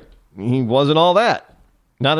He was a college level, sure, but he wasn't NFL a level all that, I guess. I didn't care either way. All I cared about is, hey, can Michael Sam play football? And the people who should know about this kind of stuff, who only care about winning games, because, there's a lot of money involved. Obviously, they're willing to give themselves any kind of advantage they can, like slightly deflating a football. Do you think they're really going to care if the guy can play football better than anybody else in that particular position that he wants to play? They're going to care if he, what his sexual positional preference is? Of course not. That's how asinine that was. Because the more games they win, the more money they make. And if Michael Sam could help them make more money, they're going to put his gay butt on the field. Plain and simple. And they tried, and he didn't make the cut. So, but he's back. He's back. I don't. The last time I heard, he was like he engaged his little. I was told exactly what his boyfriend was, and it was it was some Twinkie. That's it. They call him a Twinkie. Okay. So some of you out there under the sound of my voice know exactly what I'm talking about. So great. Then you know exactly what I'm. Okay. I don't even want to know. Don't even try to figure that one out. I'm not going there. But in any case, I guess was it last year or 2 years ago he proposed and they were engaged or something. I don't know. I don't follow these guys personally. They just try to throw it in your face so you kind of remember, but then you kind of like whatever. Doesn't mean anything. Got more important things to worry about. But now he's back. Yes, Michael Sam is back. And it looks like he's going to be able to play professional football after all. Now, I don't know what he's been doing the past 2 years. If you come out of college, you're not supposed to have any money. And if you don't get hooked up with a pro team, you don't have any money. What was he doing all this time? I don't know. I'm just curious. But evidently, there is no more interest in the NFL for Michael Sam. So he's going to become a Canadian. Well, not really a Canadian citizen, but evidently, according to Yahoo Sports, he's going to go play in the CFL. The Canadian Football League wasn't defensive end Michael Sam's first choice, but it's his best one right now as he tries to establish a professional career. So he signed with the Montreal Alouettes. What? That's the name of a football team? Alouettes. Alouettes. Alouette, Jonte, Alouette. Well, I guess that's probably not it. But the team made the announcement earlier today. It's a one-year deal with an option for 2016. Now, Sam, the former co-SEC Defensive Player of the Year at Missouri, was the first openly gay player to be drafted by the NFL when the St. Louis Rams took him in the 7th round in 2014. Despite a productive preseason, the Rams cut him before the regular season started, and the Cowboys added Sam to their practice squad, but cut him before the regular season was done. That was Sam's last NFL job. Maybe a good season in the NFL will generate some interest from NFL teams if that's his goal. That doesn't usually happen. It's rare for a player to come from the CFL into the NFL. It doesn't happen a lot. It's kind of like, it's rare for the NBA to take a player from the European Professional Basketball League. Europe has a professional basketball league. But it's rare for a player to come from that into the NBA. It doesn't happen a lot. It's not impossible. It does happen, but it doesn't happen a lot. And the CFL has gotten pretty smart with that kind of stuff, too. Remember Doug Flutie? Yeah, he had a tough time breaking into the NFL. You know, he was a great college quarterback, but had a hard time in trying to break into the NFL. So he went and played a few years in the CFL. And the NFL said, hey, you know, he's actually not too bad. So they tried to bring him back to the NFL, but the CFL wasn't letting him go. They're getting pretty smart about this stuff. The same thing with, you know, when you're talking professional basketball, I had a cousin who played professional basketball for the Swedish national team. And there was a point in his career where New Jersey was interested in signing him. The problem is that the European League, the Swedes, they weren't releasing him from his contract. They weren't letting him go. So he had to finish his career in Sweden, never having been able to play, even though they wanted him to, could not play in the NBA. They're getting smart about this stuff. They don't want to be looked at anymore as the minor leagues. You know, they don't want to have all their star players, you know, robbed to go play, you know, in USA professional sports. So if he gets locked up there in the CFL, he's going to play probably almost his entire professional career in the CFL. That's just the way it's going to be. It's because it's rare for them to be noticed, to be brought down, and even when they do, it took Flutie a couple of years to be able to break free of the CFL to come play in the NFL again. So you know, it's not going to be all that easy. And he's got a long road to hoe, but I don't know. Evidently, they're not caring much about Michael Sam's little boyfriend. I don't know. It could be husband by now. I don't know. I know it sounds really strange and weird, but let's face it, folks. That's where we are. That is where we are with society today. I mean, it's.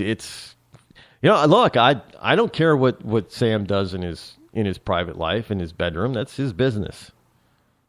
That really is. I don't give, you know, two flying you know what about that. All I care about is, can the guy, if I'm going to watch football, can the guy play football? Can he play his position well? That's all that counts to me. You know, if you're a congressman, I don't care, you know, as long as you're not, you know, touching underage kids, I don't care what you like to do in your off time. I'm not interested. You know, this whole notion that we're supposed to know every little detail about our candidates is a bunch of bunk. I do not care what they do in their private life. Now, if they're being hypocritical, that's different. You know, but other than that, does it really matter if a Republican senator likes to get it on with young men?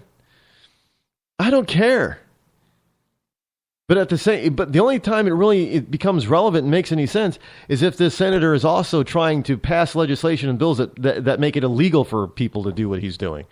And that to me makes no sense, but that's very hypocritical.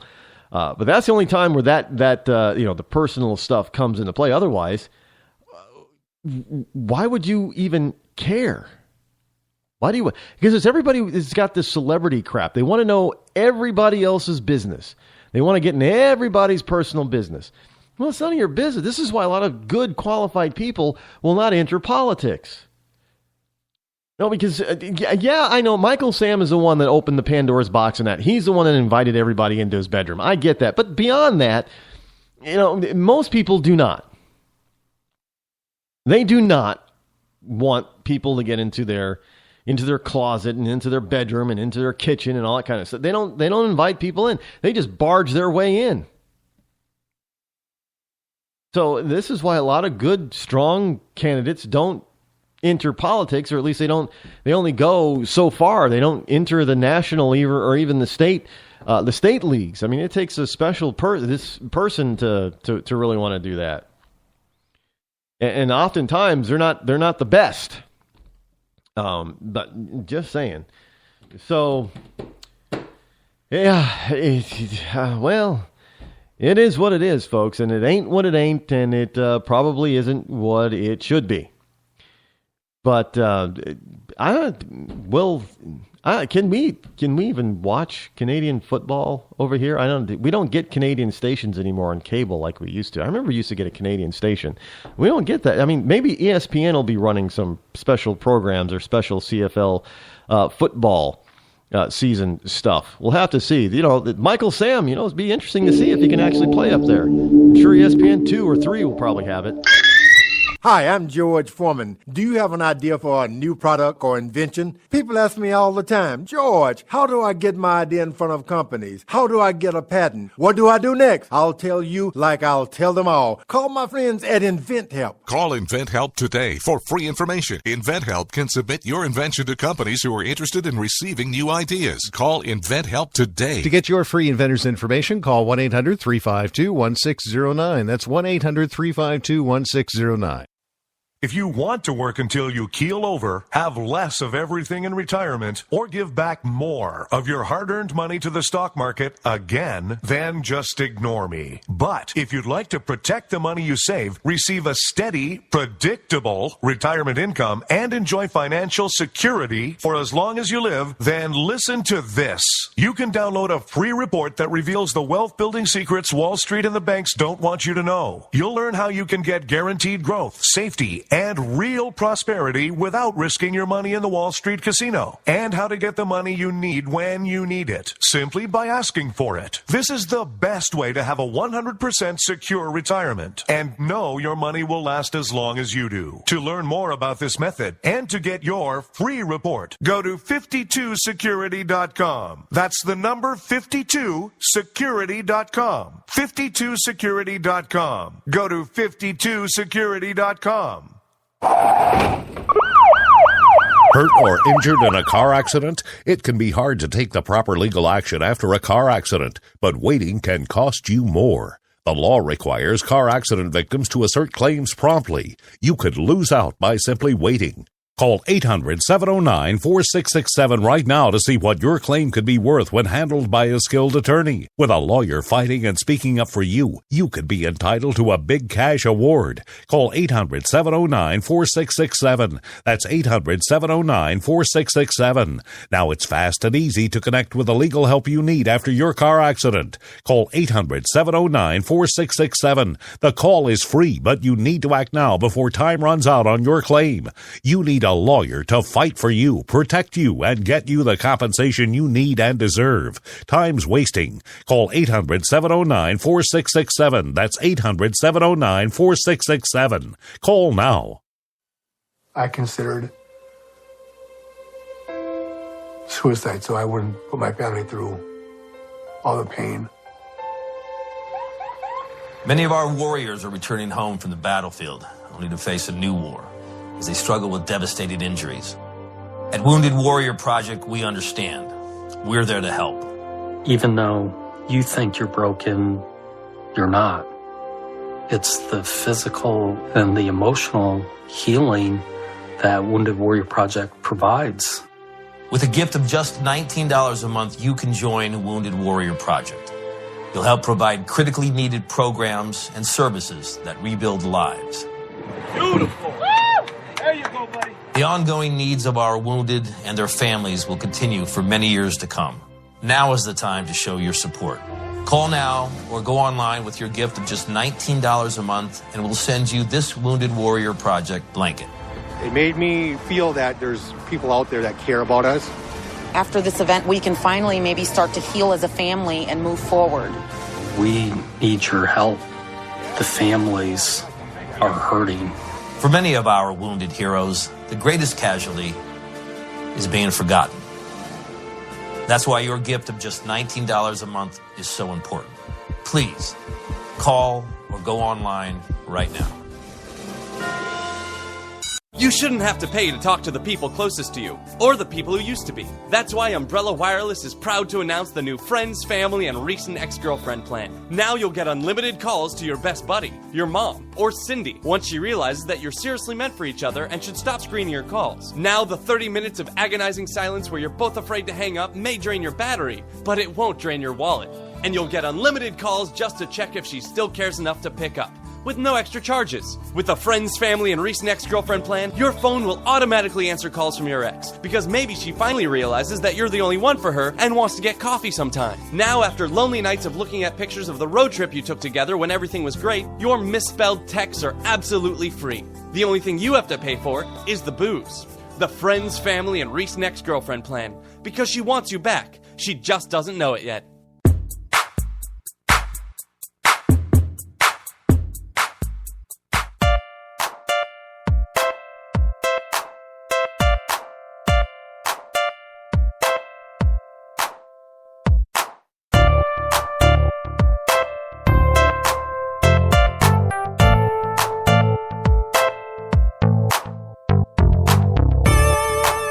You're listening to The Rod Eccles Show. Well, people are sad. They're sad. Yeah, last night was it for taping of the David Letterman show with obviously David Letterman. That was it. Goodbye for kind of like a Johnny Carson exit. But the problem, I guess, the problem with the Letterman show is, Dave is so cool. Dave is so smart. Dave is so funny. Yo, you're so funny.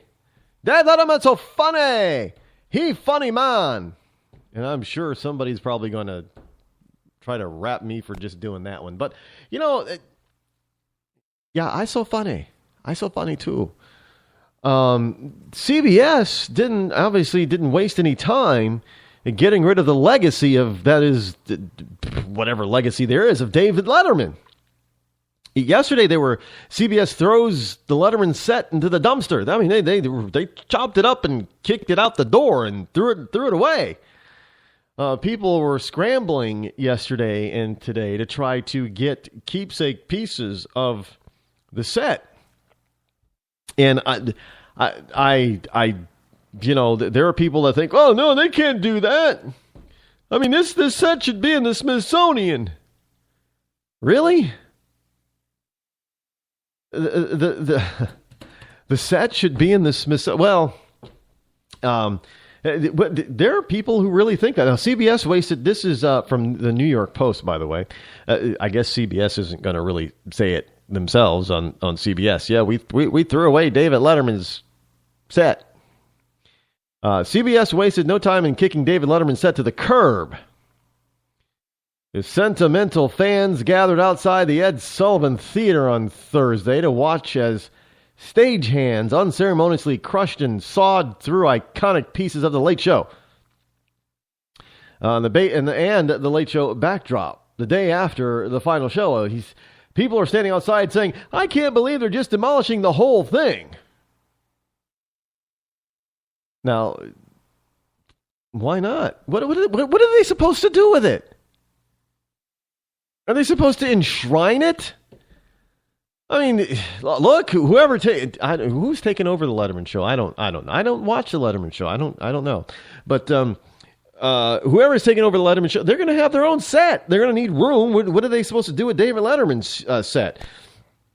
But somebody said, no, the set, it should go, the David Letterman set is what she's referring to. It should go to the Smithsonian, not to the dumpster.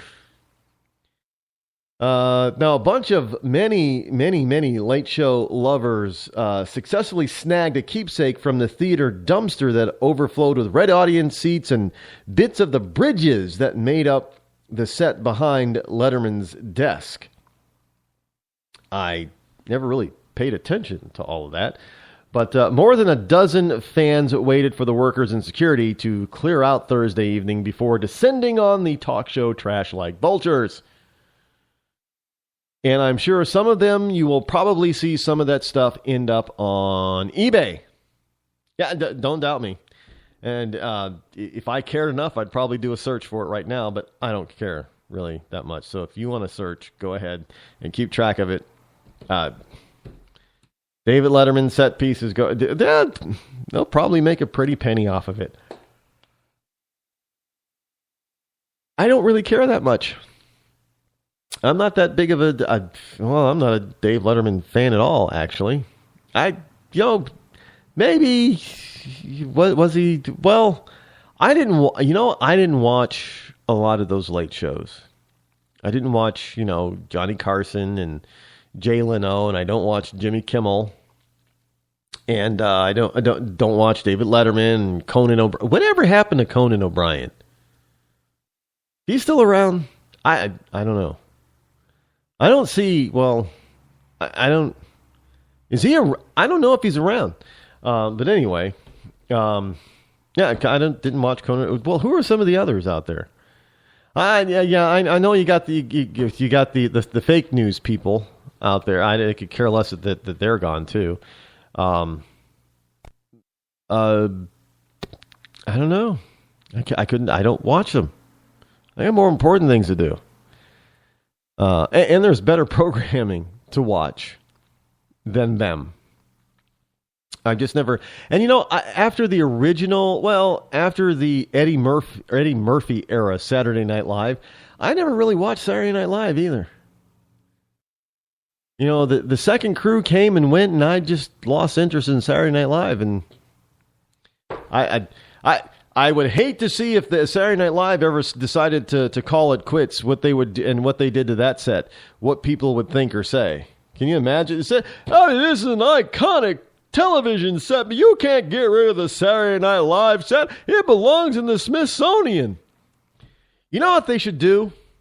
They should, you know what? David Letterman should have gone out there and solicited donations for a David Letterman library. Just like a president. The presidential library, the Late Show, whatever library. They should have had, hey, Dave, well, maybe people will bring back some of that stuff now if you ask them too nicely. But there should be a David Letterman, library. There you go. There's my contribution to late night entertainment, like, I guess, TV, funny men. David Letterman, you should have a library. I'm sure there's probably a piece of tiny. It doesn't have to be that big. It could be, it could be the size of your set. It doesn't have to be all that huge. People will probably still pay a nice, a good $10 or $15 per ticket just to enter. So it could be a moneymaker for you, Dave. Just saying. You should really consider opening up a David Letterman library. Just saying, it doesn't have to be big. It could be, down in Chinatown or something like that, where the rent's a little bit lower. And you don't have to have a big space, maybe 1,500, 2,000 square feet will do you. I'm just saying. There's an idea. Hey, a quarter of Obamacare enrollees say that the law hurt them, even those with government subsidies. So says a survey. And it's a story from the Washington Times. And it's really kind of interesting that that people would even consider and say that they're having troubles with Obamacare. They don't like it. It doesn't help them. And, I guess you just have to... It has a lot to do with a number of different issues when it comes to Obamacare. It includes the deductibles. It includes the co-pays. It includes whether or not the premiums. It includes a bunch of different things that these people are finding it to be problems for, the affordability of it. That is the biggest thing. Remember, we were told that this is supposed to be affordable. So more than a quarter of Obamacare enrollees say they've been negatively affected by the new law, according to a study released Thursday that finds deeply partisan views of the 2010 overhaul persist. Yeah. Now, the Kaiser Family Foundation said 27% of people with plans from the law's marketplace felt worse off, while 53% said that they had benefited. Now, I don't know how 53% are saying that they benefited if their premiums have gone up and their deductibles have gone up. Now, the numbers changed little when the survey isolated people who received government subsidies to help them pay for coverage. There's a difference. With 57% saying that they benefited and 25% still holding a negative view. Government subsidies. Well, no, there was a big change, actually. It went from 53% to 57%. There's a 4 points there swing. But on the other end, 27% to 25%. There's a 2% drop. 2 points drop. That's hey, giving money away helps a lot of people, I guess. So the findings were part of an extensive study on people in the non-group market, or people who got insurance on their own, either on an Obamacare exchange or the open market and not through a job or public program. So it just coming through the exchange is what they were talking about. People who got it on their own. So if you're out there, and you need a subsidy, then you probably want to go the government route, the Obamacare exchange, and in order to get yourself taken care of, as it were. Take care of your medical needs via the government, and let the government pay for, at least subsidize a portion of it, and you will be fine. People were always talk about. Here, let me just go ahead and this story here from Great Britain. Yeah, there's two stories here, by the way, on illegal immigration. I got two stories here. One from Great Britain and one from the land down under, mate. Australia. We'll take the let's take the British one first. You got Cameron, British Prime Minister Cameron proposes to seize wages of illegal immigrants in Britain. Yeah, that's right. British Prime Minister David Cameron yesterday announced a proposal to seize the wages of immigrants in the country illegally, treating the money as criminal proceeds as part of a crackdown designed to reduce immigration to Britain. Grand idea. If you don't get to profit from it, why would you try to do it? But you got the lefties out there saying, no, yeah, what Cameron is trying to do is partly is to appease the right wingers in his party, for whom Europe is bad enough, but foreigner is even worse. Really? So all these countries that are now having problems with illegal immigrants, and Cameron is deciding, well, we're going to take a stand. That's bad. Europe thinks that's bad. They're having problems themselves. A lot of European nations are having problems with foreigners coming in and trying to change things within their.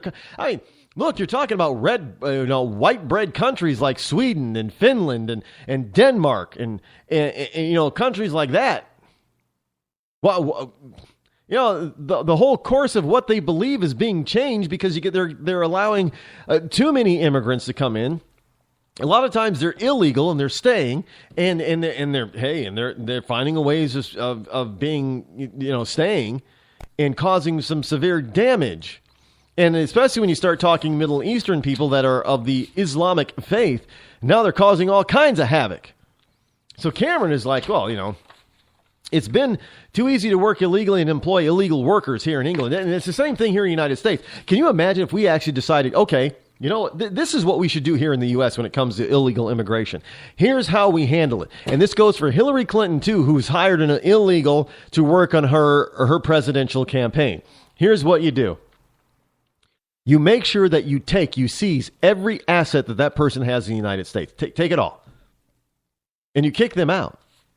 And then, for those people who employed them, you fine them the equivalent of what they paid that person. And hey, guess what? You pay that guy over the past year $20,000, your fine is $20,000. But I paid him $20,000. Yeah, we got that $20,000. Now you're going to pay another $20,000. And let me tell you something. People will stop hiring illegals like that. When you start holding both sides accountable, you're not going to have any problems. People are going to start saying, no, go away. And if they got jobs illegally using fake IDs or what have you, then you find that illegal person even more. You see, you'll never collect it, Rod. You take every last thing they own.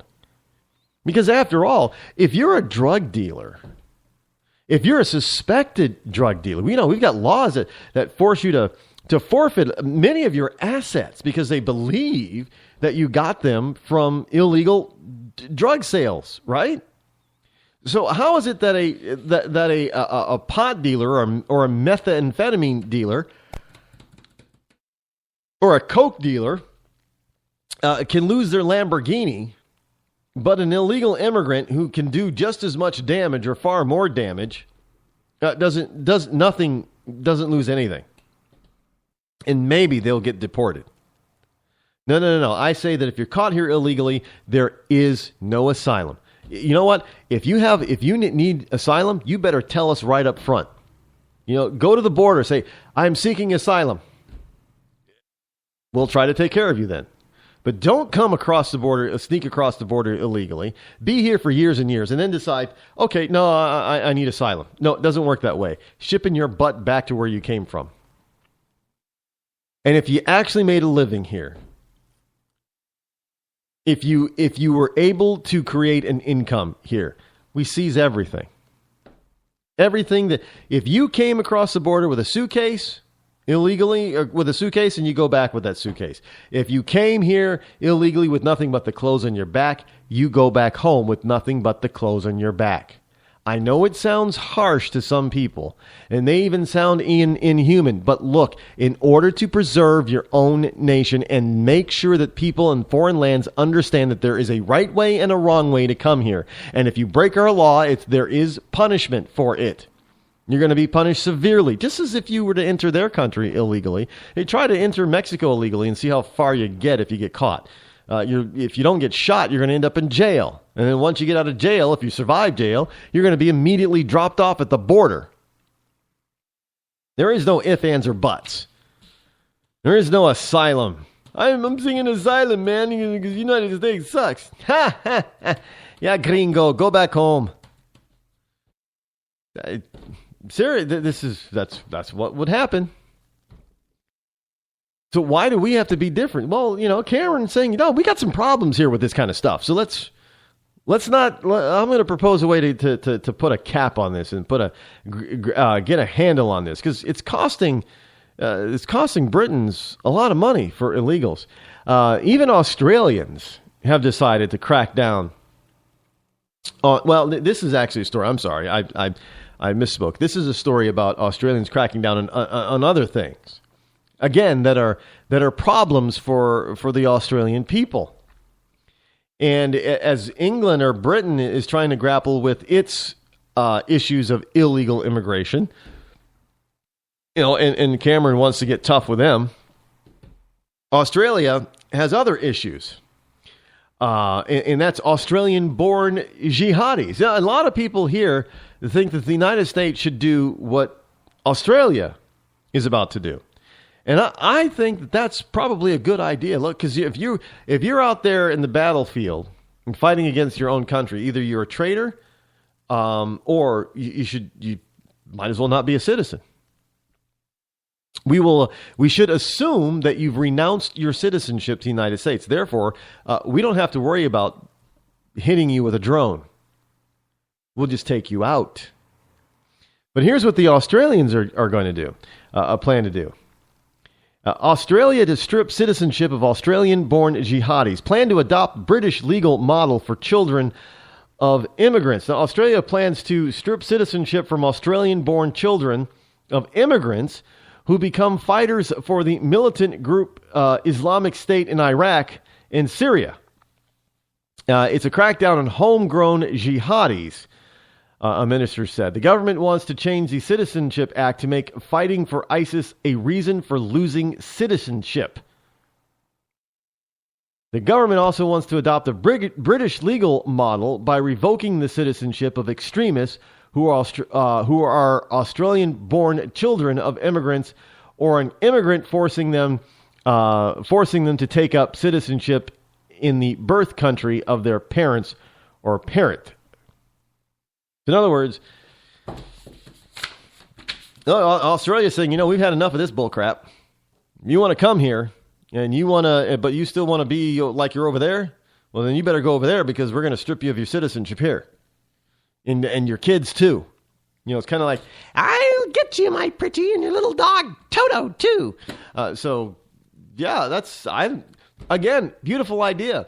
If you're here, United States, and, you're caught being an extremist like this, even in this country where you have freedom of speech, if you're caught being an extremist, kick your butt out. If strip you and your kids of naturalized citizenship and say, hey, look, you came from Syria, you came from Iran, your kids are now Iranian citizens. They're not citizens there anymore. Get the hell out. Goodbye. Don't want to see you again. Plain and simple. Not a problem. I don't have a problem with doing something like that. Look, we've got. It's not changing who we are by protecting our own, folks. But if you allow people to come here who want to do us harm and then start changing the way we live and who we are and the way we are, that's no fun. That's not right. That's not the way things are supposed to be. That's not the way that the founding fathers, believed things should be. It's just not the way things are done. So yeah, I agree. Shut them down, kick them out. Now that should be the new mantra. Shut them down, kick them out. Shut them down, kick them out. Shut them down, kick them out. Not hard. It really, some people say, well, you can't do that, right? It's not hard at all. Look, if the NSA can keep track of all our phone records, I'm sure they can keep track of all the illegals out there. Well, they can't keep track of all the jihadis. Why not? We're not trying hard enough then. If we can start tracking people, on their cars, how many miles they drive every month and every year and where they're driving to, we should be able to keep track of jihadis. Anybody who comes in from the Middle East or from a suspected terrorist-filled area, maybe they should be forced to wear a tracker every time, as long as they're in the United States. Hey, look, they're not citizens. They don't get the same protections we do. You want to come here? You're coming from a dangerous country or a dangerous place? We got to keep track of you, Jack. And this is how we're going to keep track of you. We are going to, you're going to have to be monitored. We're going to follow you everywhere you go. Everywhere. No, don't get upset. We're just going to follow you everywhere. We're going to keep. Hey, look, if we're going to keep track of citizens, we might as well. Why can't we keep track of foreigners? And for those of you in Rush Limbaugh's real into foreigner is my way of pronouncing, in a funny way, foreigner. Now, somebody's probably going to say, foreigner? What's a foreigner? Isn't a fern? Isn't that a plant? Hey, Ethel, isn't a foreigner a type of plant? It is. It's people. A foreigner. I just like to play around and say foreigner. It's Friday. Speaking of Friday, we're coming to the end of our broadcast week, as well as the broadcast period for tonight. We'll be back here on Tuesday, folks. Until then, have a great, safe, happy Memorial Day weekend. See you on Tuesday. I'm Rod Eccles, The Rod Eccles Show. I'm out.